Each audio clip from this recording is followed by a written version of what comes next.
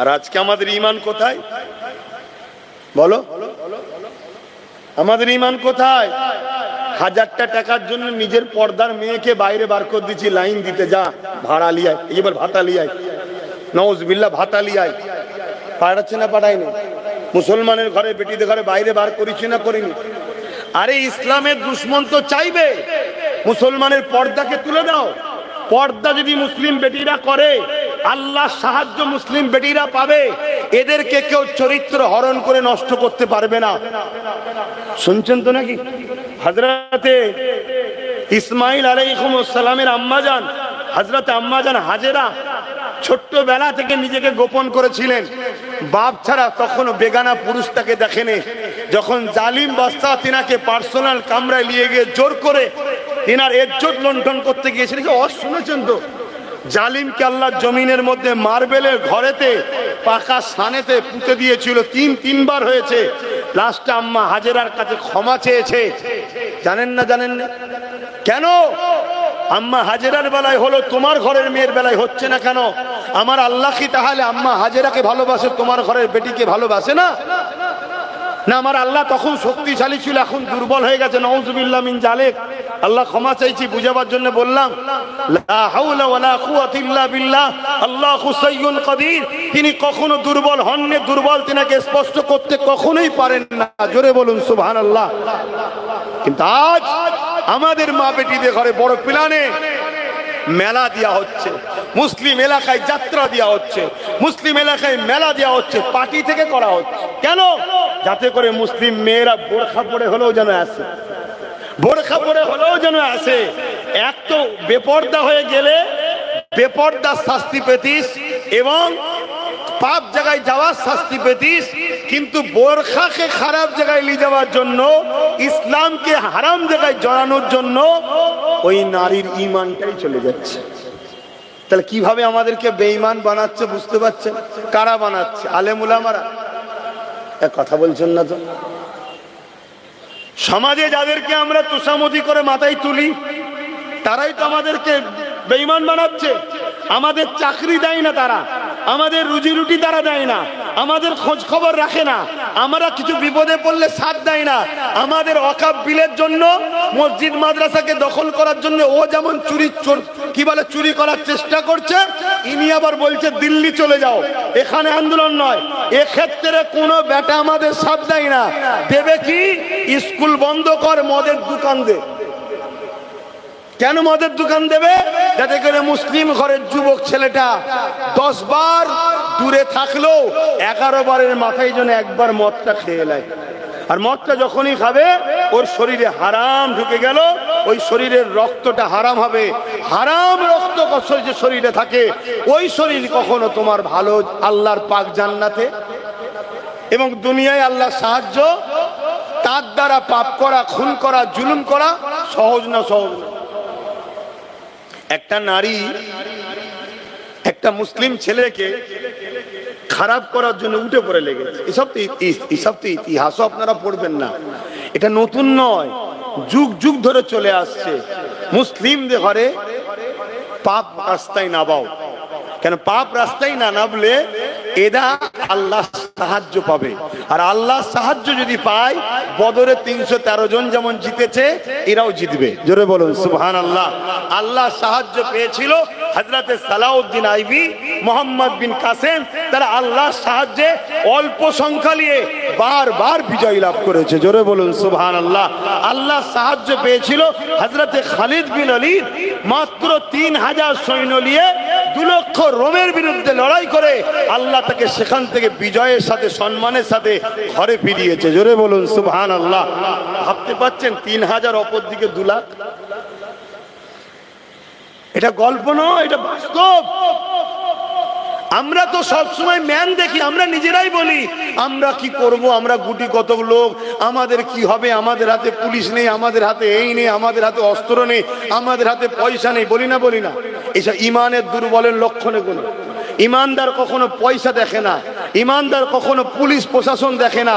ইমানদার দেখে আমি নায়ের ওপরে আছি, আল্লাহ আমার সাথে আছে, চলো, আর কোনো কথা না, ব্যাস এটা দেখে। শুনছেন?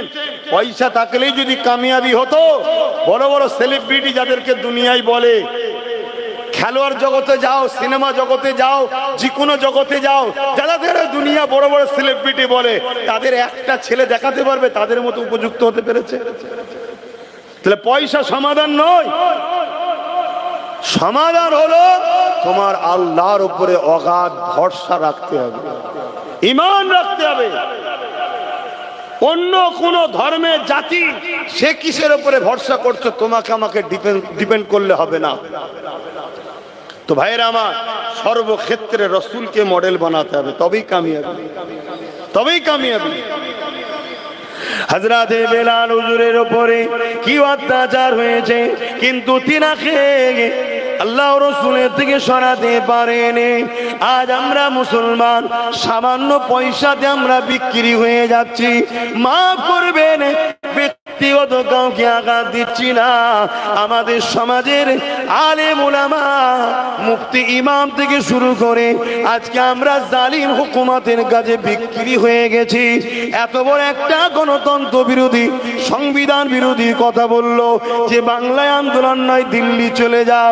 কোন আলেম উলামা, ইমাম তার বিরুদ্ধে ওই জায়গায় দাঁড়িয়ে কথা বলতে পারলো না। পেরেছে? কেন পারেনি? কোথায় দুর্বল হচ্ছে বুঝতে পারছেন? এই জন্যই তো আমরা শেষ। আর এগুলো বলতে ইচ্ছা করে শুধুমাত্র টেস্ট করার জন্য, আমার গোলাম কত হয়েছে, আমার গোলাম কতটা হয়েছে। এদেরকে যে আগে গণহত্যা করব, তো গণহত্যার আগে একবার টেস্ট করতে হবে তো নাকি? হ্যাঁ, আমি বলে যাচ্ছি আপনাদেরকে, গণহত্যার প্ল্যান হচ্ছে, ওপেন বলে যাচ্ছি। আপনারা ঘুমান, ঘুমান, কিন্তু আপনারা তো মরবেন, মরবেন। আপনাদের ঘরে এই বাচ্চা কোনো জন্ম হওয়াটা আপনাদের কারণে এরাও মরবে। যেমন গত পরশুদিন দেখছিলাম 4 বছরে একটা বাচ্চা মেয়েকে 40 বছরের লোক রেপ করেছে। তার প্রচার প্রসার কোনো মিডিয়াতে দেখতে পাচ্ছেন? কেন দেখতে পান না? 4 বছরের বাচ্চাটা হলো মুসলিম, আর যে রেপ করেছে সে অমুসলিম, তাই প্রচার হয়নি। অর্থাৎ তাদের ধারণা এটা ঠিক করেছে, অসুবিধে কিছু নেই, মুসলিম মেয়ে তো।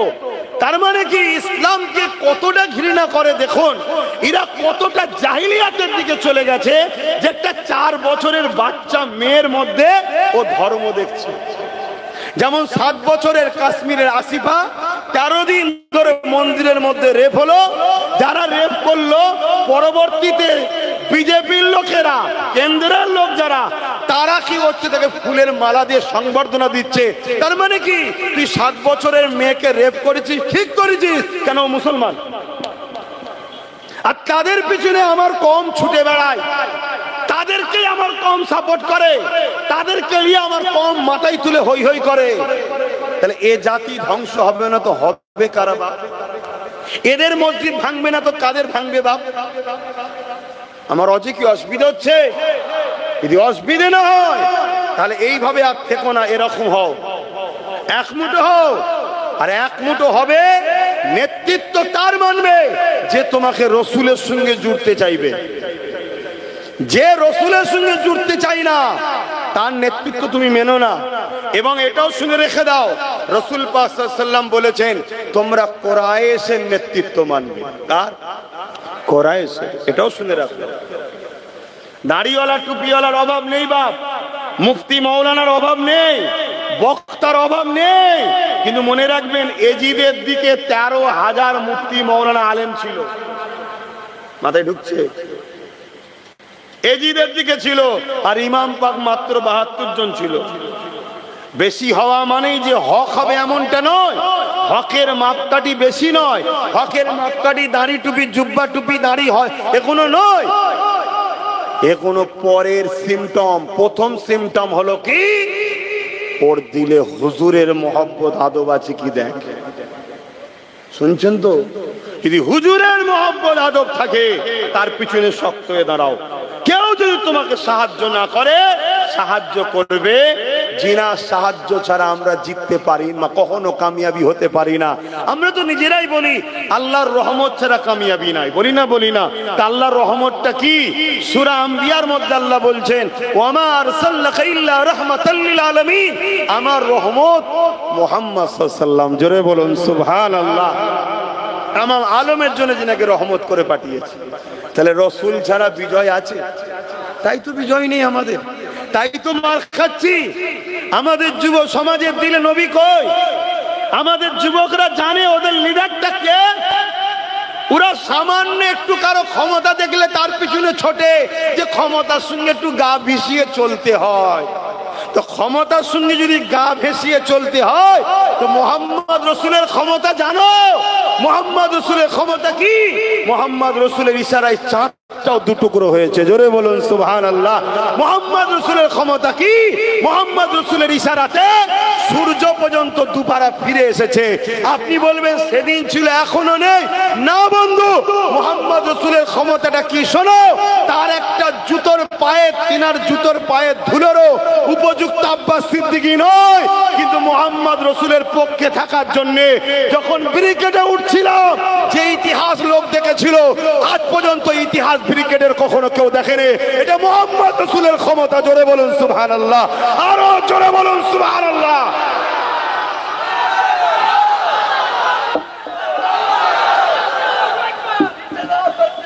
মোহাম্মদ রসুলের ক্ষমতা জানো নাকি? মোহাম্মদ রসুলের একটা গোলাম, একটা গোলাম এই বাংলায় কি কেন্দ্রকে রাজ্য উভয় সরকারের ঘুমকে হারাম করে দিয়েছে, নাম তার নওশাদ সিদ্দিকী। একটা গোলাম। শুনছেন তো নাকি? কষ্ট হলো নাকি কথা শুনে?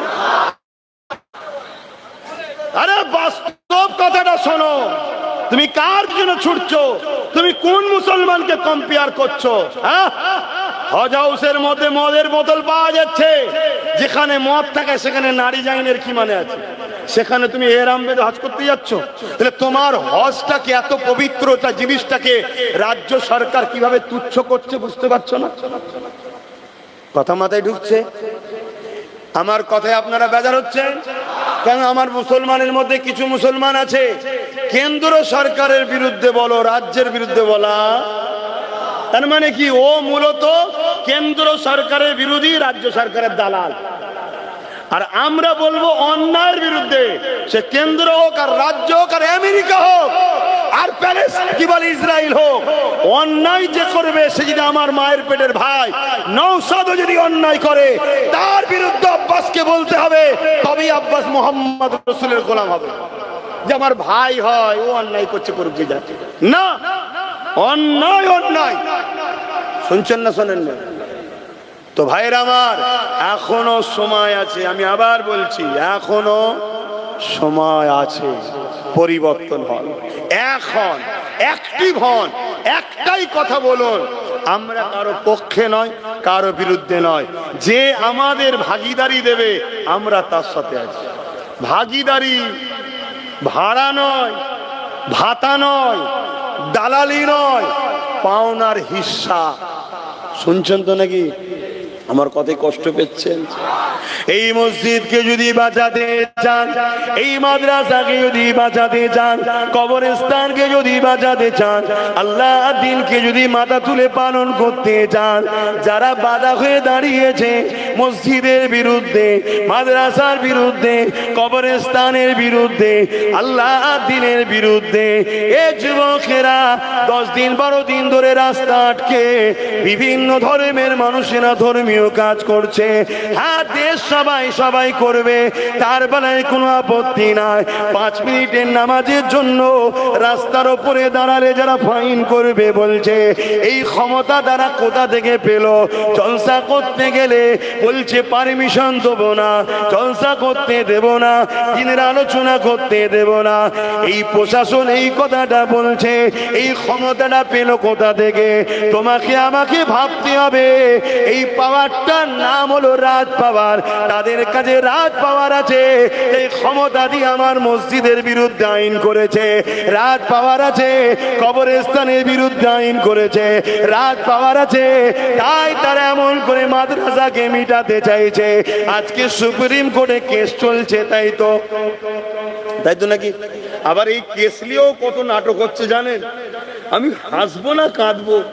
কিছু লোক দেখি খালি খামাকায় সুপ্রিম কোর্টে ঘুরতে যাচ্ছে, যে ফটো তুলে ছেড়ে বলছে কেস করে দিয়েছে, মানে সমাজের কাছে আমি হুজুর হব, নেতা হব। শুনছেন তো নাকি? অথচ নেটে সার্চ করো, ওয়েবসাইট আছে তো, সুপ্রিম কোর্ট ওয়েবসাইট আছে, ওয়েবসাইটে সার্চ করো, তাদের নাম নেই। তাহলে এটা 2 নম্বরই তো। এইভাবে যদি আমার কওমের মাথায় বসে মোল্লা মলি সাহেবদের একটা অংশ 2 নম্বরই করে, তাহলে এই জাতি ধ্বংস তো হবে ভাব। আর তাদের ঘরে যদি আমরা আপন মনে করেলি বিপদ আছে না? খুব ভালো তাহলে শোনে, তাহলে কেসটা চলছে সুপ্রিম কোর্টে, তাই তো নাকি? কিন্তু উত্তরপ্রদেশে অলরেডি মসজিদ, মাদ্রাসা, কবরস্থান বোল্ডুজার দিয়ে সব ভেঙে শেষ করে দেওয়া হচ্ছে। তা সুপ্রিম কোর্ট মানছে? মানছে? তাহলে কোন পাওয়ারে মানে না? জোরে বলুন, জোরে বলুন। ও ভালো বোঝো, আছে তোমাদের রাজ পাওয়ার? বলো, তোমাদের রাজ পাওয়ার আছে? আর কেউ যদি বলে কেন নেই, কে বলেছে? আমাদের তো দিদি আছে। কে বলেছে মমতা তোমাদের? মমতা যদি তোমাদের হয়, তাহলে যখন আমার রাসূলুল্লাহর বিরুদ্ধে কথা হলো এই বাংলায় আন্দোলন করার সময়, কেন বলেছিল দিল্লি চলে যাও? বলেছিল না? বলেন। মমতা যদি তোমাদের হয়, তাহলে ওয়াকফ আন্দোলন এই রাজ্যে হবে বিজেপির বিরুদ্ধে আন্দোলন, তাই তো নাকি? ওয়াকফটা তো বিজেপি আইন করেছে, ওর বিরুদ্ধে আন্দোলন। তুমি যদি সত্যি বিজেপির বিরোধী হও, তোমার তো উচিত এদের সাথ দেওয়া, এরা আরো বেশি করে বিরোধী করো, তোমারই তো ফায়দা হবে। না না, আমিও তো চাই মসজিদ মাদ্রাসা শেষ হোক। কেন? বিজেপিও যার ইশারায় চলে, আমিও তার ইশারায় চলি। আমাদের মেন অফিস হলো নাগপুরে। বুঝছো না? বুঝুনি? এবারে যদি কোনো বন্ধুর আমার কথায় সমস্যা হয়, আমি তাকে ঠান্ডা মাথায় বলবো একটু মন দিয়ে শোনো। শোনার পরে যদি মনে হয় লিবার নেবে, নাই বাদ দেবে। আচ্ছা, বিজেপি ওয়াকফ কালা কানুনে কি কি আইন করেছে জানেন আপনারা? হ্যাঁ, সব বলা তো সময় নেই এখন, একটা শুধু বলছি। তার মধ্যে একটা আইন করেছে যে ওয়াকফ কমিটির মধ্যে, বোর্ডের মধ্যে অমুসলিমকে রাখতে হবে। তা আমার মসজিদ কমিটি, মাদ্রাসা কমিটি, কবরস্থান কমিটি, ধর্মীয় কমিটিতে অমুসলিম থেকে কি করবে? এটা হলো বিজেপি করতে চাইছে, কেন্দ্র সরকার এটা করতে চাইছে। কথা মাথায় ঢুকছে? এটা ঠিক করছে না অন্যায় করছে? এর বিরুদ্ধে লড়াই দরকার আছে না নাই? লড়াই হচ্ছে, প্রতিবাদ হচ্ছে, সুপ্রিম কোর্টে কেসও হচ্ছে। এমনকি গর্বের সাথে বলছি, নওশাদ সিদ্দিকও কেস করেছে, কেস চলছে। আজকে আবার একটা শুনানি ছিল, কিন্তু তিনি জজ সাহেব রায় দিয়েছে 15 তারিখে আবার শুনানি হবে। কেন? 13 তারিখে জজ সাহেবের রিটার্ন আছে। আমি কিন্তু ভয় খাচ্ছিলাম, রিটার্ন যখন আছে ঘাবড়ে না যায়। কেন? আমরা দেখেছি বাবরির রায় যে দিয়েছিল তার রিটার্নই ছিল, রায়টা দিয়ে টুক করে বেরিয়ে গেল। তো যাক, এই জজ সাহেবকে ধন্যবাদ জানাই যে দেশের সংবিধানকে আপনি মান্যতা দিয়ে আপনি আরো শোনার জন্য সুযোগ দিয়েছেন। মানুষের আস্থার উপরে যেভাবে রায় দিয়েছিল বাবরি মসজিদের বিরুদ্ধে, ওই জজকে ধিক্কার জানায়, ধিক্কার জানায়। সংবিধানের বিরোধী কাজ করেছে ওই জজ সাহেব, কিন্তু এই জজ সাহেব তিনি যথেষ্ট সংবিধানকে মান্যতা দিয়ে আগামী দিন ঠেলে দিয়েছে, তাই তেনাকে ধন্যবাদ জানাই। মনে রাখবেন, জজ সাহেব একটা মানুষ, তিনিও যদি সংবিধান বিরোধী কাজ করে, সেও কিন্তু আমাদের আপন নয়। কেন? দেশ আগে, সংবিধান আগে, জজ আগে নয়। মাথায় ঢুকছে না? ঢোকে নেই?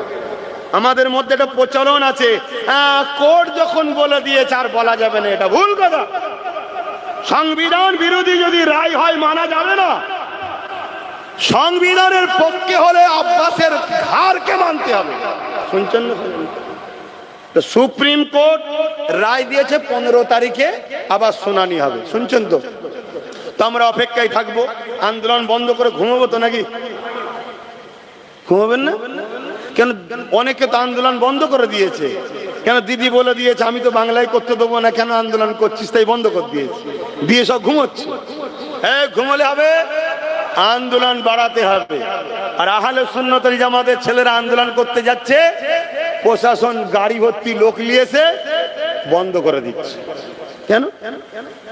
আমি তো রোডে আন্দোলন করিনি, আমার ছেলেদেরকে বলেছি রোডে নয়। কেন? রোড সবাই যাতায়াত করছে, যারা যাতায়াত করছে তারা কি আইনটা তৈরি করেছে নাকি? আমাদের লড়াই কি হিন্দুদের বিরুদ্ধে, এই আদিবাসী সাঁওতাল বাগদি কোনো মানুষের বিরুদ্ধে না? আমাদের লড়াই কেন্দ্রের জালিম সরকার যে বিল করেছে তার বিরুদ্ধে, ঠিক তো নাকি? কেন?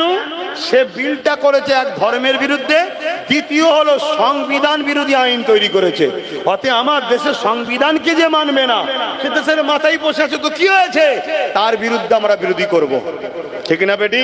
কেন? দেশ আছে, সংবিধান আগে, দেশের প্রধানমন্ত্রী আগে নয়। প্রধানমন্ত্রী কত এসছে, মরে গেছে, কত চলে গেছে, এ বেটা আছে, কাল চলে যাবে, অন্য কেউ বসবে, কিন্তু দেশ ভারতবর্ষ চলবে ডক্টর বাবা সাহেব আম্বেদকরের লিখে যাওয়া সংবিধান। এই দুটোর বাইরে সে প্রধানমন্ত্রী হোক আর সিএম হোক, জেলার সাহেবই হোক, অন্যায় করলে তার বিরুদ্ধে কথা বলতে হবে। এর নাম হলো ভারতীয়, এর নাম হলো দেশপ্রেমী। বলবেন না? বলবেন না? তাহলে কি আইন করতে চাইছে? অমুসলিমকে ঢুকাতে হবে। মন দিয়ে শোনেন। আচ্ছা বলুন তো ভাই, মুসলমানদের ওয়াকফ সম্পদ আছে, হিন্দু ভাইদের কি কোনো ধর্মীয় সম্পদ নাই? হ্যাঁ আছে। হিন্দু ভাইদের বোঝানো দরকার আছে না নাই? আপনাদের ঘরেই বোঝাতে হবে যে ভাই এটা শুধু আমাদের ব্যাপার নয়, এটা সবার ব্যাপার। কেন? আপনারা জানেন 2023-এ আদিবাসীদের জল জঙ্গলের সম্পদকে কেন্দ্র সরকার কিনে নিয়েছে। 2025-এ আমাদের সম্পদের বিরুদ্ধে আইন তৈরি করেছে। তা 2000 এর পরে দেবত্ব সম্পদের উপরে হাত দেবেন, এর কি মানে আছে?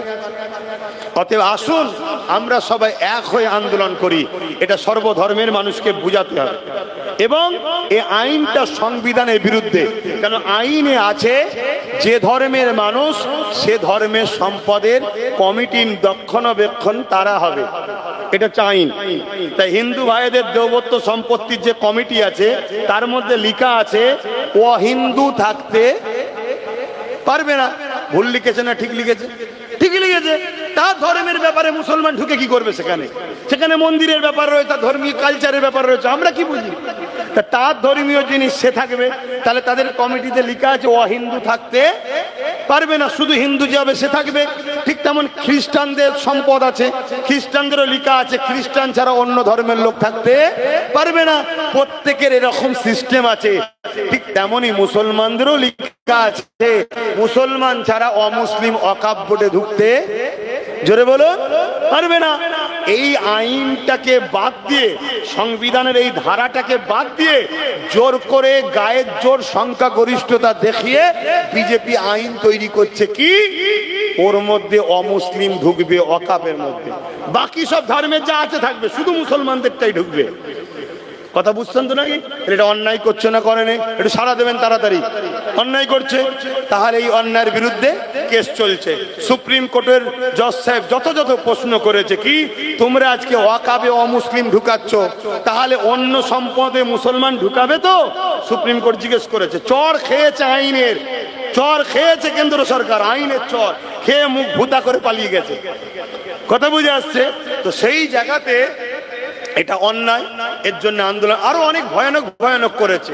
কিন্তু আমি আপনাদেরকে একটা তথ্য দেবো আজকে, বলবো না থাকবে? কষ্ট হবে না তো কারো? তাহলে কেন্দ্র সরকার অমুসলিমকে ঢুকাবার জন্য আইন করেছে, সুপ্রিম কোর্ট সেটাকে রুখে দিয়েছে। এখনো কি ঢুকাতে পেরেছে? জোরে বলেন। পারেনি। কিন্তু পশ্চিমবাংলা সরকার 2024-এ পশ্চিমবাংলা ওয়াকফ বোর্ডে দুটো অমুসলিমকে ঢুকিয়ে দিয়েছে। তাহলে কে এক কাঠি বাড়া? আমরা নবী ছেড়ে কত ঠকছি, বুঝতে পেরেছো? এই জায়গায় নবীর কি কথা আছে বা শুনতে হবে। নবী বলছেন প্রকাশ্য দুশ্মনের কাছে আমার উম্মত হারবে না, আমার উম্মত প্রকাশ্য দুশ্মনের কাছে বিজয় লাভ করবে। জোরে বলুন সুবহানাল্লাহ। আমার ভয় হয় আমার উম্মতকে বন্ধু সেজে পিছন থেকে ছুরি মারবে ধোঁকাবাজ মুনাফিকরা, আমার উম্মতকে শেষ করবে। তার প্রমাণ দেখুন, প্রকাশ্য দুশ্মনী করতে গেছে, কেস চলছে, বিশাল লড়াই পুরো দেশ জুড়ে চলছে। আর দেখুন ঘুমটা দিয়ে চুপি চুপি ঢুকিয়ে দিচ্ছে দুজনকে। শুনছেন তো নাকি? কষ্ট হলো, মনে কষ্ট হলো। যদি তোমার কাছে মসজিদ মাদ্রাসা আগে হয় তাহলে আব্বাস সিদ্দিকীর কথা কষ্ট হবে না, কারণ আমার ওয়াকফ বোর্ডে কেন মুসলিমকে রাজ্য সরকার ঢুকালো এর কৈফিয়ত নেওয়ার দরকার আছে না নাই? তো এত আন্দোলন হচ্ছে ওয়াকফ বাঁচাও ওয়াকফ বাঁচাও, কখনো কারো মুখ থেকে শুনেছো যে এই দুজনকে কেন ঢোকানো হলো? জবাব দাও। তাহলে এরা আন্দোলন করছে এর পক্ষে ওর বিরুদ্ধে, এরা মোটেও আল্লাহর জন্য আন্দোলন করেনি, এরা এর দালালি করছে, ওর বিরোধী করছে। কেন এর দালালি করছে? এ ওয়াকফ থেকে কিছু কিছু দেয়, তুইও খা আমি খাই, তুই খা আমি খাই, গরিব যেন না পায়। অ্যাকচুয়ালি ওয়াকফটা তো গরিবদের। শুনছেন না শোনেন না? এই যে আপনাদের পাশে পীর আব্বাস আলী গোরাচাঁদ হুজুরের মাজার হাড়ুয়ায় 900 বিঘে জায়গা, তার মধ্যে মাত্র আছে 3.25 বিঘে, 3 বিঘেও নয়, আমি রাউন্ড ফিগারে 3 বিঘেই ধরছি। তাহলে 900 থেকে 3 বিঘে থাকলে বাকি কত বিঘে হারিয়েছে? 900 বিঘে থেকে চাচা 9 বিঘে নয় আব্বা, 900 বিঘে থেকে 3 বিঘে আছে 897 বিঘে। এই পশ্চিম বাংলা সরকারের নেতা মন্ত্রী আমলা চামলারা সব ঝেড়ে খাচ্ছে। তাহলে এরা কি ওয়াকফের বিরুদ্ধে? এই ওয়াকফ কালাকানুনের বিরুদ্ধে এরা মনে হচ্ছে? মাথায় ঢুকছে না ঢোকে নে? আব্বাস সিদ্দিকীর জলসা কেন রুকা হয় বুঝতে পারছেন? হ্যাঁ, আমার জলসা রুকা হয় এই কারণে যে এ তো শুধু কেন্দ্রের বিরুদ্ধে বলবে না, এ তো আমার দুর্নীতিটাও বলবে। অতএব ওকে রোকো, কেসতে দিও না, ওকে আটকাও, ও জলসা করতে দিও না। কিন্তু আমি জানি যদি একটা দরজা কেউ বন্ধ করে, আমি জিনার হয়ে কথা বলছি, তিনি 1000টা দরজা খুলতে পারে। জোরে বলুন সুবহানাল্লাহ। তিনি কে? জোরে বলুন কে? অনেক জালিম অনেক জায়গায় আমাকে জলসায় ঢুকতে দেয়নি, শুনছেন তো? এখন সেসব জালিম জেলের খাঁচার মধ্যে আছে, এখন সেখানে সব দাওয়াত করছে। আমি ঘুরে এসি, কেন শয়তান তখন জেলে আছে, এই সুযোগে ঘুরে এসি। তাহলে আরো কোন জায়গায় কেউ যদি আমায় রোকে, আল্লাহকে বলবো তাদেরকেও তুমি খাঁচাই ভরে দাও, একটু যাওয়া সব যেচ্ছে যাই। কি আমি তো আল্লাহকে বলবো, তা আল্লাহ যখন সময় হবে আমাকে ওই এলাকায় নিয়ে যাবার, আল্লাহ ঠিক জালিমকে খাঁচাই ভরে দেবে, আর না একেবারে কাফন পরিয়ে দেবে, যা চলে যা, একেবারে চলে যা। কথা শুনছেন না শোনেন নে? কিন্তু আল্লাহ যদি হুকুম না থাকে আমি যেতে পারবো? খোদার বিনা হুকুম ছাড়া গাছের পাতা লড়ে? জোরে বলুন। তা খোদার বিনা হুকুম ছাড়া যদি গাছের পাতা না লড়ে, তাহলে মিশরে ফেরাউনকে রাজা বানিয়েছিল কে? নমরুদকে রাজা বানিয়েছিল কে? সাদ্দাতকে, আবু জেহেলকে, উদবাকে, সাইবাকে কে বানিয়েছে? আবু জেহেলকে ক্ষমতা দিল আল্লাহ, আর সেই আবু জেহেল কষ্ট দিচ্ছে নবী আল্লাহর বন্ধুকে। কথা মাথায় ঢুকছে? কি ব্যাপার? রহস্য কি? রহস্যটা কি? আমার আল্লাহ বলছে তোদের প্রেম আর আমার প্রেম আলাদা। আমি যাকে যত ভালোবাসি দুনিয়া তার জন্য তত কঠিন পরীক্ষা নিই। জোরে বলো সুবহানাল্লাহ। এটা আমার প্রেমিকদের সাথে আমি ব্যবহার করি, আর আমার প্রেমিক যারা এত কষ্টের মধ্যেও জান্নাতে শান্তিতে তারা থাকে। তোরা দেখিস কষ্টে, তারা থাকে আনন্দে। জোরে বলুন সুবহানাল্লাহ। নাই বলুন তো ভাই, আজকে আমার দুশ্মন বাড়ছে না বাড়ে না? কত জায়গায় বিরোধী, কত বাধা, কত সমস্যায় পড়ছি না পড়িনি, কিন্তু আমি যা আরামে আনন্দে আছি এটা আপনাকে ভাষায় বোঝাতে পারবো না। এই হক কথা বলা, নাই কথা বললে যে কি তৃপ্তি পাওয়া যায়, কি শান্তি পাওয়া যায়, একটা কেউ কখনো বলেনি আমাকে ভাড়াটিয়া দালাল। শুনছেন তো নাকি? খুব মন দিয়ে শুনবেন বাপ, কথাগুলো বুঝবেন। তাহলে আল্লাহর পক্ষে থাকবেন তো, নবীর পক্ষে থাকবেন তো, তাহলে কষ্ট তো হবে, পরীক্ষা তো নেবে। কিন্তু মুনাফিক যদি হও, দুনিয়াতেও কষ্ট, আখিরাতেও কষ্ট।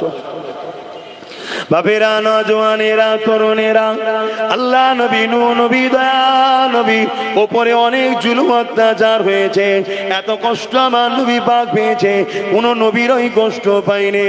আমার নবী পাক আল্লাহ এত দিক দিয়ে আজমেছে, কোন নবীদের ওইভাবে আজমাইনি। এ যুবকেরা, আল্লাহ যাকে যত বেশি ভালোবাসে দুনিয়া জমিনে আল্লাহ তাকে তত বেশি আজমায়, এবং দুনিয়াকে দেখিয়ে দেয় আমার বন্ধুকে যদি আমি এত পরীক্ষা নিই, তাহলে তোদেরকে পরীক্ষা নেব তো বটে, কিন্তু তোদের পরীক্ষা হালকা নিচ্ছি, এই হালকা পরীক্ষায় তোরা বিগড়ে যাচ্ছিস। তাহলে তোরা যে আমাকে ভালোবাসিস বলি, এই ভালোবাসাটা তোদের ছলনা ছিল, এই ভালোবাসা তোদের নাটক ছিল। ভালোবাসা যদি সত্য হয় তাহলে তোদের তো দিলে শাহাদাতের তামান্না দরকার। আল্লাহর ঘরের জন্যে, মসজিদ মাদ্রাসার জন্যে, কবরস্থান ঈদগাহ খানকার জন্যে আমি জীবন দিয়া পছন্দ করব। এই অন্যায় কানুনকে মেনে নিতে পারবো না। আমি জীবন দিয়া পছন্দ করব, পুলিশের থানার জুলুমকে ভয় করব না। আমি জীবন দিয়া পছন্দ করব, কারো নিষেধকে আমি মানব না, কেননা এটা আমার অধিকার। যেমন দেশ দিয়েছে তেমন পাশাপাশি এটা আমার ইমানি দায়িত্ব। আমার মসজিদের জন্য আমাকে কথা বলতে হবে, আমার মাদ্রাসার জন্য আমাকে কথা বলতে হবে, আমার কবরস্থান আমার ঈদগাহর জন্য কথা বলতে হবে। শুধু কথা নয়, এই জায়গাকে আবাদও আমাকে করতে হবে, এই জায়গাতে যুবকদেরকে ভিড় করতে হবে, এই জায়গাতে তোমাদেরকে আসতে হবে। কোরআনের মাহফিলগুলোকে আরো বেশি বেশি করে করতে হবে। শুধু করলে হবে না, ওই মাহফিলকে আবাদ করতে হবে। কিন্তু আজকে কোরআনের মাহফিলের নামে, জলসা দিবার নামে মেলা হচ্ছে, ওই মেলাতে লাগত দুন্না আসছে, ওই মেলাতে নানা রকম দোকান বসছে, এবং সেই দোকানকে কেন্দ্র করে তোমার আমার বেটি গুলো, তোমার আমার ঘরের মা বোন গুলো রাস্তায় ভিড় করতে লেগেছে, লাইটিং দেখছে। আর দূর থেকে কিছু চরিত্রহীন ছেলে এই সুযোগে এসে তোমার আমার বোনের দিকে নানা রকম নজরে তাকাচ্ছে, ইফটিজিং করছে, নোংরা কথা বলছে। এ জলসা কমিটি আল্লাহর কাছে কিয়ামতের দিন তো ধরা পড়বেই পড়বে। দুনিয়ার জমিনেও আল্লাহ তোমাকে জিল্লাত দেবে, তোমাকে জালিম হুকুমত দিয়ে শাস্তি দেবে। তাই সব জিনিসই করো, কিন্তু নবী পাক যেভাবে করতে বলেছে যদি নবীর তরিকায় করতে না পারো, নিজে থেকে যদি বন্ধ করে দাও, কমসে কম নিজে গুনাহগার হবে, কিন্তু ইসলামের দুশ্মনটা হবে না। কিন্তু ইসলামের নামে চাঁদ রাত উপলক্ষ করে মেলা দেবে, ফাংশন দেবে, চাঁদ রাত উপলক্ষ করে খেলা দেবে, আর ওই খেলা ওই মেলাতে বেঈমান কাফের অত্যাচারী নেতারা আসবে, খেতে কাটবে, ছেলে মেয়ে একসাথে ঘুরবে। কি উপলক্ষ করে হচ্ছে? ঈদ উপলক্ষ করে। আমার নবী ঈদ উপলক্ষ করে এই সব তো দিয়ে যায়নি। তাহলে মুসলমান তুমি ধর্মের মধ্যে এখনো কোথা থেকে ঢুকালে? এই গাদ্দারি করার জন্য, ধর্মের সঙ্গে বিট্টিরে, ধর্মের সঙ্গে ধোঁকাবাজি, ধর্মের সঙ্গে ক্ষতি করার জন্য আল্লাহ যেমন ফিরাউনকে বসিয়েছে, আল্লাহ যেমন নমরুদকে বসিয়েছে, আল্লাহ যেমন আবু জেহেলকে বসিয়েছে, সেই আল্লাহ মুনাফিকদের করে শায়েস্তা করবে বলে আমার দেশে মোদিকে বসিয়ে দিয়েছে। শুনছেন তো নাকি?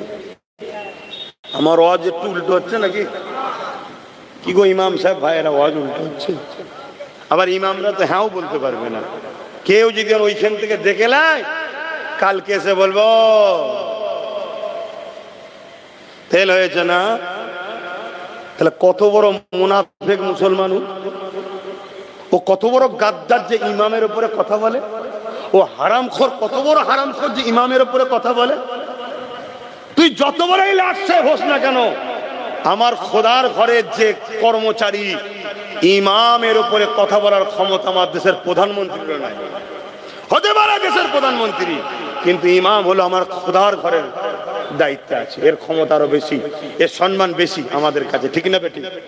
কিন্তু কোন মুসলমান সেজে ইমামকে যদি চোখ দেখা, ইমামের উপর জুলুম করে, ইমাম অত সুদের রজ করতে হবে না, অত লোন টোনের রজ করতে হবে না, অত মদের রজ করতে হবে না। এই মসজিদ ইমাম করে রজ? কথা বলছে না তো, কেন করে না?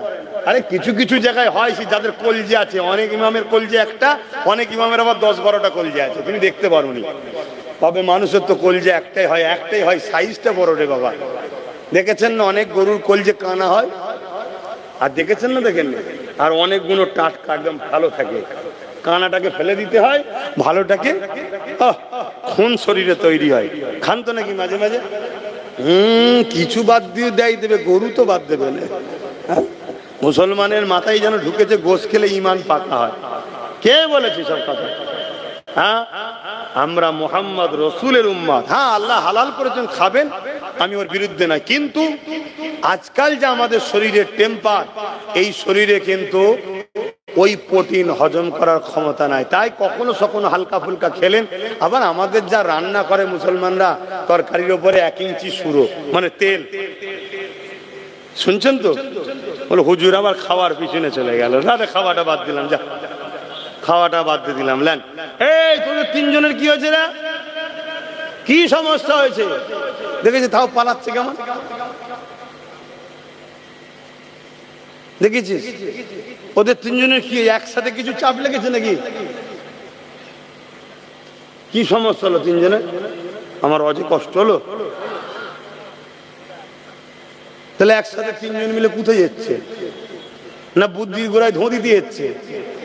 আবার একদল আছে তো, তওবা তওবা তওবা তওবা, এই মুখে তুমি আগুন দাও, যে মুখে তুমি আল্লাহকে ডাকো, নবীকে ডাকো। খবরদার এসব কাজ করবে না। হারাম জিনিস, মুবা জিনিস, অপছন্দনীয় জিনিস খাবে না, হালাল জিনিস খাও। কত কি আল্লাহ খাদ্য করেছে হালাল, হারামের থেকে হালাল খাদ্য দ্বিগুণ বেশি আল্লাহ করেছে। জোরে বলুন সুবহানাল্লাহ। কিন্তু আমরা হালাল ছেড়ে দিয়ে হারামের পিছনে ছুটছি। হাই রে হাই রে, আমাদেরকে কিভাবে ধ্বংস করা হচ্ছে। তো কোন কথা বলতে গিয়ে চলে গেলাম? হ্যাঁ, কোন কথা বলছিলাম গো, বলবেন তো? শুনছেন তো নাকি?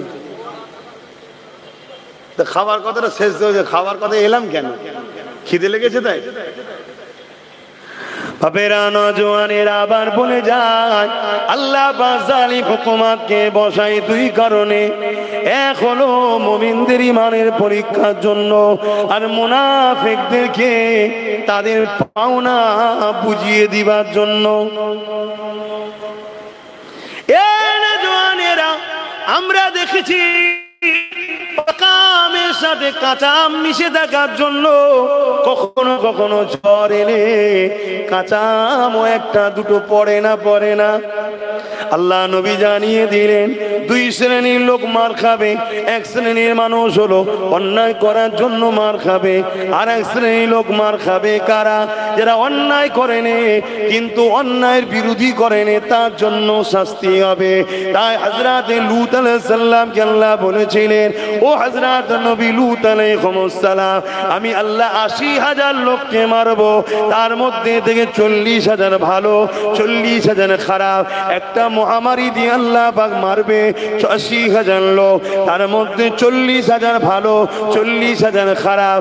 হযরত নবী লূত আলাইহিস সালাম আল্লাহ পাককে বললেন, আল্লাহ অন্যায় করেছে শাস্তি পাবে, ভালো লোকগুলোকে কেন আপনি মারবেন? আমার আল্লাহ পাক জানিয়ে দিলেন, ও হযরত নবী লূত, ভালো লোকগুলো খারাপ লোকের বিরোধী করে না, উপরন্তু তাদের সঙ্গে মিশে কেন? শুনছেন? মার আমরা কেন খাচ্ছি? হয়তো অবশ্যই ইনশাল্লাহ আমরা ইমানদার, বলুন না ইনশাল্লাহ, সন্দেহ নাই। তারপরও মার খাচ্ছি কেন? আমরা খারাপ লোকের হয় অন্যায় দেখে চুপ থাকি, আর নাই খারাপ লোকের সঙ্গে মিশি। শুনছেন তো নাকি? কেন আমি প্রথমেই বলেছি, অন্যায়কে রুকার নাম ইসলাম, নাইকে প্রতিষ্ঠিত করার নাম ইসলাম। শুধু নাই প্রতিষ্ঠিত করার নাম ইসলাম নয়, অন্যায় খতম করে নাই প্রতিষ্ঠিত করার নাম ইসলাম। প্রত্যেকটা মুসলমান গ্রামে নাইও যেমন আছে, অন্যায় আছে না নাই? তাহলে ইসলাম আছে কোথায়? বলুন, কমপ্লিট ইসলাম আছে কোথায়?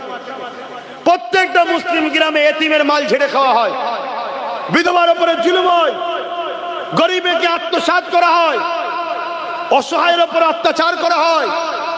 প্রত্যেকটা মুসলিম গ্রামের মধ্যে আল্লাহর সৃষ্টির উপরে জুলুম হচ্ছে না হয়নি? এই জুলুমকে মিটাবার নাম ইসলাম। আমাদের মধ্যে আছে কই? তাই আজকে আমরা নিজেরা ভালো হলো জুলুম যদি নাও করি, তাও মার খেতে হবে আমাদেরকে। কেন? আমরা জালিমের সঙ্গে মিশি। শুনছেন তো নাকি? হ্যাঁ, বড় জালিমের সঙ্গে না মিশলো ছোট জালিমের সঙ্গে তো মিশি। আমরা মিশি না? অলরেডি মাদ্রাসায় প্রতি বছরে মাদ্রাসার শিক্ষা পরীক্ষাতে ফুরফুরা দরবার দাদা হুজুরের মাদ্রাসায় হয় ফার্স্ট নাই সেকেন্ড, এই দুটোর মধ্যে একটা না একটা ছেলে ওখান থেকে বেরোতো, তাই তো নাকি গো বলুন না? এই বছরে একটাও নেই। কারণ কি? কারণ কি? কারণ শুনুন, আজ থেকে আমি চিল্লাচ্ছি না, আমি আজ থেকে চিল্লাইনি, আমি অনেকদিন ধরে চিল্লাচ্ছি। সমস্যা তো ওপর দিকে থুতু ফেললে গায়ে পড়ে যাবে। ঘর মে আগ লাগি হ্যায় ঘর কি চড়ক সে, ঘরেও দুশ্মন তো। হ্যাঁ, আজ থেকে চিল্লাচ্ছি। আমি কবে থেকে বলছি টাইটেল মাদ্রাসায় 14টা শিক্ষক নেই। কটা? 14টা শিক্ষক নেই। একটা প্রতিষ্ঠানে যদি 14টা শিক্ষক না থাকে, ওই প্রতিষ্ঠানে ছাত্র মানুষ হবে? পড়াশোনা হবে? তা পড়াশোনা যখন হবে না, রেজাল্ট তো খারাপই হবে। তাহলে দাদা হুজুরের যে পূর্ব ভারতে দাদা হুজুরের যে একটা নাম অবদান আছে, সেই অবদানকে মিটাবারও একটা ষড়যন্ত্র রাজ্য সরকার চালাচ্ছে। এই কথা শুনছেন না শোনেন? কিন্তু এটা তো আমার কম বুঝবে না। আমার কম বুঝবে কি? আরে আব্বাস সিদ্দিকী হুজুর মানুষ এসব কথা বলবে কেন? আরে হুজুর রেখে দাও। আমার নবী পাক সাল্লাল্লাহু আলাইহি সাল্লাম 11টা বছর ধরে জালিম অত্যাচারী শাসকদের বিরুদ্ধে লড়াই করেছে, তারপরে মেয়েরাজ থেকে নামাজ এনেছে। আসো, নবীর দিন মানি, নবীর দিন মানি, নবীর দিন মানি। সব ডুপ্লিকেট ইসলামের উপরে ঘুরে বেড়াচ্ছে, অরিজিনাল ছেড়ে দিয়ে বসে আছে। এখনো সময় আছে।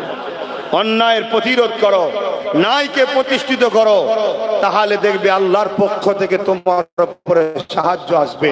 এবারে অন্যায়কে মিটাতে গিয়ে যেমন বদরের ময়দানে 313 জনের মধ্যে 13 জন শহীদ হয়েছে, তো অন্যায়কে মিটাতে গিয়ে জীবন লাগবে। আমার দেশে যেমন ব্রিটিশ অন্যায় করছিল, তাকে তাড়াতে গিয়ে 60, 70, 80 হাজার শুধু উলামাদের জীবন চলে গেছে। গেছে না, যায় না?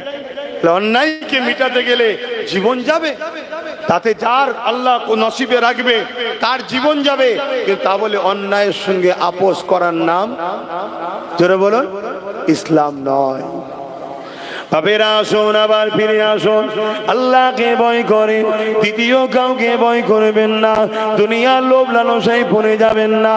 আল্লাহ পাক রিজিকের মালিক। সংসারে যদি অভাব হয়, আল্লাহ পাকের কাছে চান। মনে রাখবেন, জালিম শাসকদেরই লক্ষণ হলো একটা, মানুষগুলোকে, প্রজাগুলোকে গরিব বানানো। কেন গরিব বানালে গোলাম বানানো সহজ হবে। এ যুবকেরা, তরুণীরা, বাপেরা, এ আমাদেরকে কর্ম না দিয়ে ভাতা দেবে, ভিক্ষা দেবে, এটা আজকে নতুন নয়, যুগে যুগে ছিল। এই মনে রাখবেন, ইসলামের একটা আইন হলো নামাজ পড়া, যেটা ফরজে আইন। আমি বললে আপনি মাপ, তা নয়, সবাইকে পড়তে হবে।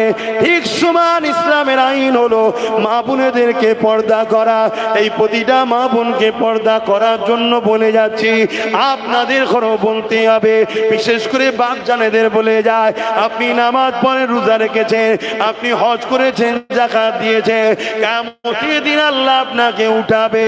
নামাজের বেলায় রাইট চিহ্ন, রোজার বেলায় রাইট চিহ্ন, হজের বেলায় কামিয়াবি, সব জায়গাতে আপনি নিখুঁত ভাবে বেরিয়ে গেলেন। এবারে কি জান্নাত চলে যাবে? আল্লাহ বলবে না, যাওয়া হবে না। এবারে বলো, তোমার স্ত্রী পর্দা করেছিল কিনা? ওই জায়গায় যদি আপনি বলেন, আল্লাহ এটাও ওকে জিজ্ঞাসা করেন, আমার আল্লাহ বলবে না না না না, ওর অভিভাবক গার্জেন তুমি ছিলে, তুমি কেন কৈফিয়ত দেবে? স্ত্রী পর্দা করেছিল কি বলো? যদি স্ত্রী পর্দা করে থাকে, স্ত্রী শরিয়াতে চলে থাকে, এই জায়গাতেও ধরুন পাস করে গেলে, আল্লাহ এবারে যায়, আল্লাহ বলবে না না না, বলো তোমার কন্যা সন্তান পর্দা করেছিল কিনা, সে দিন অনুযায়ী ছিল কিনা, তার বিষয়ে তুমি জানাও। এ যুবকেরা, আমাদের সমাজে একটা কথা আছে, পুরুষদের থেকে নারীরা নাকি বাপকে বেশি ভালোবাসে। এই কথাটা অস্বীকার করা যাবে না, অতি সত্য কথা। কন্যা সন্তানরা বাপকে বেশি ভালোবাসে, কিন্তু মনে রাখবেন, আজকের দিনেতে বাপেরা যদি জাহান্নামে যায়, 100-র মধ্যে 99টা বাপ কন্যার জন্য জাহান্নামে যাবে। শুনছেন তো? আমার আজ কি ইসলাম বিরোধী হচ্ছে? কেন কন্যার জন্য যাবে? প্রত্যেকটা মেয়ের হাতে এখন মোবাইল, আর ওই মোবাইলে সেলফি তুলছে আর ডাউনলোড করছে। লাখো কোটি লোক দেখছে, চোখে জেনা হচ্ছে। যে দেখছে তারও জেনা, আর যে বেটিটা করছে তারও ওই পাপ হচ্ছে। এর জন্য বাপকে কিয়ামত দিন ধরা হবে। শুনছেন আব্বাজান? ও হুজুর তুমি যা ওয়াজ করছে সমাধান কি করে হবে? কে বলেছে হবে না? যদি আপনি ছোটবেলা থেকে তারবিয়াত দিতেন, তোর মডেল হলো খাতুনে জান্নাত, এলে জীবনীলে পড়, তাহলে আপনার বেটিটা খাতুনে জান্নাতের সাথেই জান্নাতে থাকতো। আপনি ছোটবেলা থেকে তারবিয়াত দিয়েছেন কি? হ্যাঁ বলে কি শিখিয়েছেন? এখন বড় হয়ে মানুষ করতে গেলে আর হয়? ইট যখন পেকে যায় তাকে তো আর ভাই ব্যান্ড করা যায় না, কাটতে হয়। এখন যখনই আপনি কিছু বলছেন ও ফোঁস তুলছেন, ফোঁস তুলছে অমনি। কিন্তু আমার কাছে স্পষ্ট হিসাব, আমার ওয়াজ শুনলে আমার মা বোনরা রেখে যাবে না তো? কেন? ওরা খুব ভালোবাসে আমার, তো ভালোবাসে বলেই তো বুঝাতে চাইছি যে জাহান্নামে যাসনি মা বোনের, একসাথে জান্নাতেই যাবো নাকি? এই জন্য তো বুঝাচ্ছি। ভালোবাসার নাম কি? জাহান্নামে ঢেলে দিও? ভালোবাসার নাম তোকে জান্নাতে নিয়ে যাওয়া, তাই তো নাকি? তো তুমি আমার মা হও, তুমি আমার বোন হও, তোমাকে সৃষ্টি করেছে যে, তিনার বিধান তোমার উপরে চলবে না অন্য কারো? বলো তোমার উপরে জোরটা কার? একজনেরই, যে বের মানিয়েছে তোমায়। আমার উপরে কাজ জোর চলবে, আপনাদের কেন চলবে না? আপনারা আমাকে বানান না তো, আপনাদের জোর চলবে কি করে? আমার উপরে জোর চলবে একমাত্র আমার স্রষ্টা, যিনি আমায় বানিয়েছে। তিনার হুকুম বাপ মাকে মানতে হবে, তাই বাপ মাকে মানতে হবে, এটাও তিনারই জোর, তিনারই হুকুম। কথা মাথায় ঢুকছে? ঠিক তেমনি একটা কন্যাকে বিবাহ দেওয়া পর্যন্ত বাপের দায়িত্ব, বিবাহর পরে দায়িত্ব সম্পূর্ণ স্বামীর। স্বামী যদি মনে করো তুমি তোমার স্ত্রীকে অমুকের মেয়ে তো জুলুম করে পাঠিয়ে দেবো, না না না না না, মনে রেখে দিও তোমাকেও মরতে হবে, কিয়ামতের দিন আল্লাহ তোমাকেও ধরবে। এখন থেকে ওই নারীটার সম্পূর্ণ দায়িত্ব তোমার, সেই দিন পর্যন্ত যতদিন পর্যন্ত ওই নারীটা একটা পুত্র উপযুক্ত সন্তান গার্জেন হিসাবে, বডি গার্ড হিসাবে না দাঁড়াতে পারবে, ততদিন স্বামীর দায়িত্ব। যেই হয়ে গেল ওবার দায়িত্ব হয়ে গেল তার বড় ছেলের। শুনছেন তো নাকি? তাহলে নারীকে কত সম্মান দিয়েছে। প্রথম সমস্ত কিছু থাকা খাওয়া সবকিছু দায়িত্ব বাপের, তারপরে স্বামীর, অর্থাৎ সে তার গার্ড, তার সবকিছু, তার থাকা খাওয়া, টেনশন, ওষুধ, জামা কাপড় সব কোথায় পাবি তুই, খেটে লিয়াই। শুনছেন তো নাকি? নারী নিশ্চিন্তা। কিন্তু সেই নারী হাত তুললে একদিন দোয়া কবুল হচ্ছিল। পুরুষদের দোয়া যদিও কবুল না হয়, কেন আমরা হাটে বাজারে এদিক সেদিক বসছি, বন্ধুকে খুশি করতে গিয়ে এক কাপ চা খেয়ে নিচ্ছি, এর বাড়ি খেয়ে ফেলছি, ওর বাড়ি খেয়ে ফেলছি। শুনছেন তো নাকি? আমার কথায় কি বেজার হচ্ছেন? সব কথা খুলে বলা যায়। হযরতে মুসা আলাইহিস সালাম একদিন তুর পাহাড়ে যাচ্ছে, এটা আবার বলে দিই না হয় ইখতিলাফ হবে। তুর পাহাড়ে যাচ্ছে, তো তুর পাহাড়ে যখন যাচ্ছে দেখছে পাহাড়ের ধারে একটা লোক বসে প্রচুর কাঁদছে, প্রচুর কাঁদছে। মুসা নবী তার কাছে এসে সালাম দিয়ে বলছে, ভাই এত কাঁদছো কেন, কি হয়েছে? বলছে আমি অনেক দিন ধরে, অনেক বছর ধরে কাঁদছি, আল্লাহ আমার দোয়া কবুল করছে না। তা আপনি তো আল্লাহর বন্ধু, আপনি আল্লাহর কালিম, আল্লাহর সঙ্গে কথা বলেছেন, আপনি যখন যাচ্ছেন আল্লাহকে বলেন না আমার দোয়া যেন কবুল হয়ে যায়। মুসা নবী গিয়ে আল্লাহকে বলছে, আল্লাহ আমি তো আমার জন্য এসেছি চাইবো, আগে ওই যে নিচে ওই যে কাঁদছে ওর দোয়াটাকে কবুল করে নেন না। আল্লাহ বলছে, মুসা ওর দোয়া কখনোই কবুল হবে না। আল্লাহ কেন? বলছে ও হারাম খায়। শুনছেন না শোনেন না? তা আমরা এত দোয়া করছি, কাবায় দাঁড়িয়ে দোয়া, মসজিদে দাঁড়িয়ে দোয়া, জলসাই দোয়া, আল্লাহ প্যালেস্তাইনকে সাহায্য করো, কবুল হচ্ছে না কেন? শুনছেন না শোনেন না? কেউ জেনে হারাম খেচ্ছে, কেউ না জেনে খেয়ে ফেলছে। একটা বিস্কুট কিনে খাচ্ছি, তার মধ্যে হারাম ঢুকিয়ে রেখে দিয়েছে, প্ল্যান চলছে তো। শুনছেন না শোনেন না? এই রিসেন্ট একটা ছবিতে দেখেন না, একটা মিষ্টি দোকানদার বলছে আমি 17 বছর ধরে ছানাতে গরুর পিসাব দিচ্ছি যাতে করে মুসলমানরা খায় ওটা। শুনছেন না শোনেন? তাহলে কি করবেন? এই জন্য তো নবী বলেছিল আখেরি জমানায় হাতের তালুতে ঈমান রাখার থেকেও, আগুন রাখার থেকে ঈমান বাঁচানো কষ্ট। নবী কেন বলেছে? তারপরে এখানে বলবো, যদি কেউ অজানায় অসতর্কে কোন জিনিস খেয়ে ফেলে আল্লাহর কাছে। এজন্য দৈনিক আমার নবী তওবা করা শিখিয়েছে, তওবা করতে হয়। আল্লাহ কিন্তু তওবা করলে মাফ করে দেবেন। জোরে বলুন সুবহানাল্লাহ। তো যাই হোক, আমি যে কথা বলতে যাচ্ছিলাম, তাহলে আমরা দুনিয়াদারিতে চলতে গিয়ে হাজারো চেষ্টা করে যাকাত হাজারো চেষ্টা করে দেওয়ার পরও দেখা যাবে হয়তো অইচ্ছাকৃত কারো মাল রয়ে গেছে। শুনছেন না শোনেন না? বা অনেক চেষ্টা করে কারো বাড়িতে হয়তো খাচ্ছি, সে খাবারটা হয়তো গন্ডগোল হয়ে আছে। এর জন্য শরীয়তের একটা মসলা আছে, আলেম উলামা বা সফরে যারা থাকে সেই মসলা হলো কি, খাবার পরে দোয়া করে দেবেন। দুয়ার পারিশ্রমিক খাওয়াটা হয়ে গেল। কথা বুঝে আসছে? এটা উলামাদের জন্য, বা যারা সফরে যায়, সফরে যাচ্ছে কোনো জায়গায় কাজে, কারো বাড়িতে মেহমানদারি করতে হচ্ছে, এটা বিনিময় হয়ে যাবে।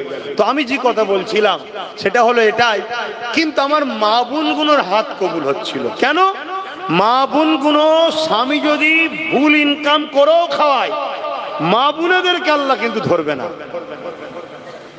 কথা শুনছেন তো? কেন? ওদের অভিভাবক হলো স্বামী। বাপ যদি ভুল ইনকাম করে মেয়েকে খাওয়ায়, বা বাচ্চা যতদিন ছোট আছে পুরুষ, ওর জন্য ওই বাচ্চাকেও ধরবে না, ধরবে গার্জেনকে। কেন? ও অভিভাবক। কিন্তু আজকে বড় প্ল্যান করে আমার মা বোনকে সামান্য 1000 টাকার ভিক্ষার নামে কিভাবে নামিয়ে দিল দেখলেন তো? হতে তো পারে এটা সুদের টাকা, এই হতে তো পারে মদ বিক্রির টাকা। এমনি তো পশ্চিমবাংলা মদ বিক্রি নম্বর 1 হয়ে গেছে। কি হতে তো পারে, মাফ করবেন একটা ভাষা বলছি, কিন্তু বুঝাতে গেলে তো বলতে হবে।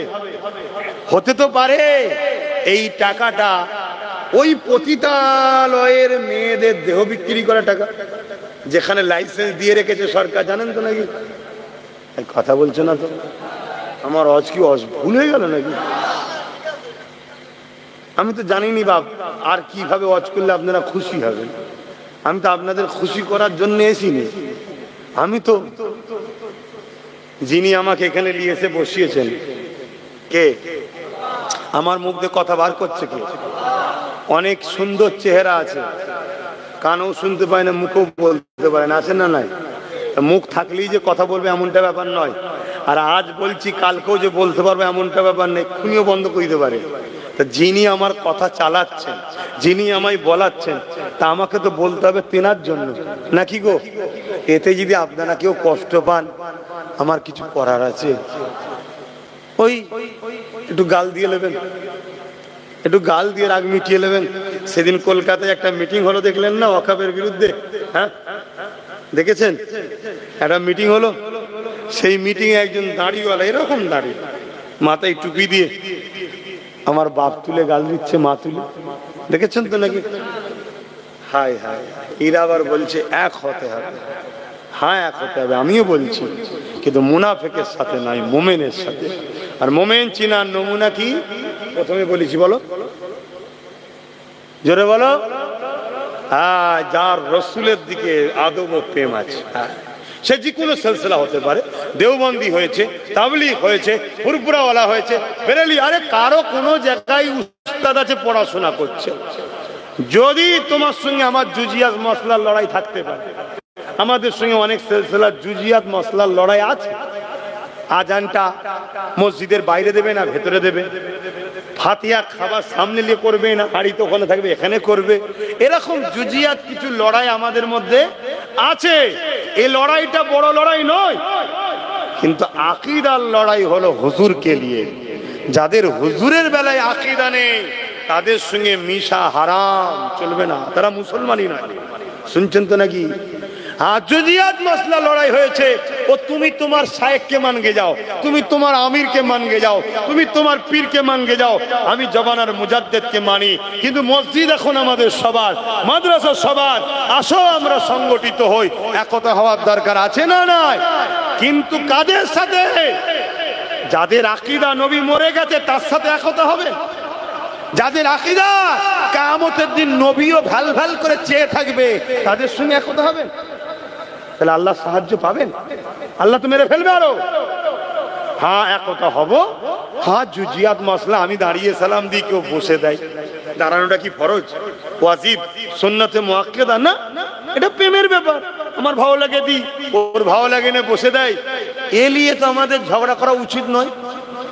আমাদের ঝগড়া আকীদা যার সঙ্গে সমস্যা, আর আকীদা মোহাম্মদ রসুলের সঙ্গে প্রেম ও আদবের সাথে গাঁট বাঁধার নাম ঈমান। জোরে বলুন সুবহানাল্লাহ। তো অস্ত করেই যাচ্ছি, নামাজ হবে তো? সংক্ষেপ করিয়ে নাকি? অনেক সময় হয়ে গেছে, আসেন আর কথা